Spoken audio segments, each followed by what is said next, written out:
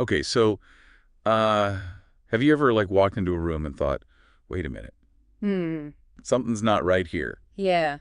Yeah, well, that's kind of the feeling I got when I first dove into this piece we're looking at today Uh-huh. called Testo Incollato. Okay. It's Italian for glued text, which is pretty fitting once you get into it. Interesting. Yeah, so basically we're going on a deep dive here into this fictional courtroom drama. Okay. It's like Black Mirror meets Law and Order with a healthy dose of just plain weird thrown in. Okay. I'm intrigued. Yeah, so the basic premise is that Kash Patel, he's a lawyer in this story, right? Right. He's trying to prove Ted Bundy's innocence. Wait, Ted Bundy, the serial killer? The one and only. Wow. Okay. But here's the thing. He's doing it with all of Bundy's supposed victims Yeah. sitting right there in the courtroom. I'm sorry, do you say in the courtroom? In the courtroom. Like present? Present in open caskets. Open caskets. Yeah, you heard that right. Open caskets. This is why. Yeah, I mean, you can practically smell the faint whiff of death, even over the perfume of the flowers. Okay, so how is Patel even attempting to make this argument? Right. I mean, is he saying that these people are actually alive? Or I mean, that's what it sounds like, right?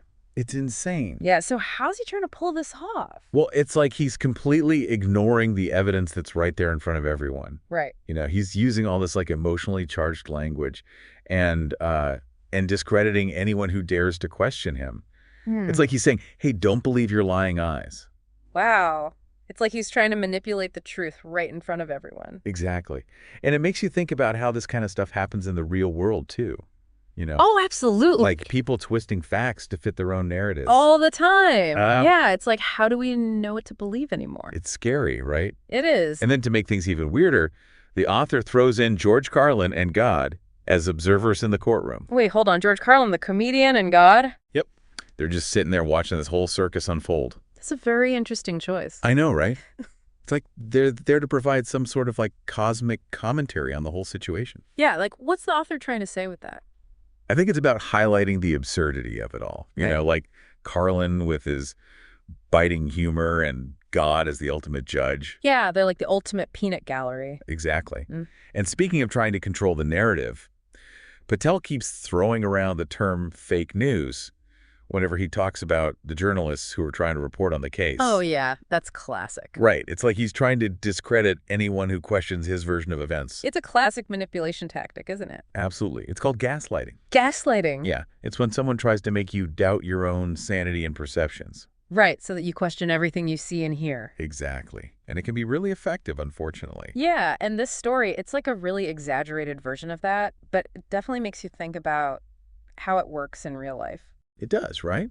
Because it's like, how many times have you seen a headline on social media and just assumed it was true without really questioning it? More times than I care to admit, probably. Me too. It's scary how easy it is to get sucked into these things. I know. But I think that's a big part of what this story is trying to tell us. It is. Hmm.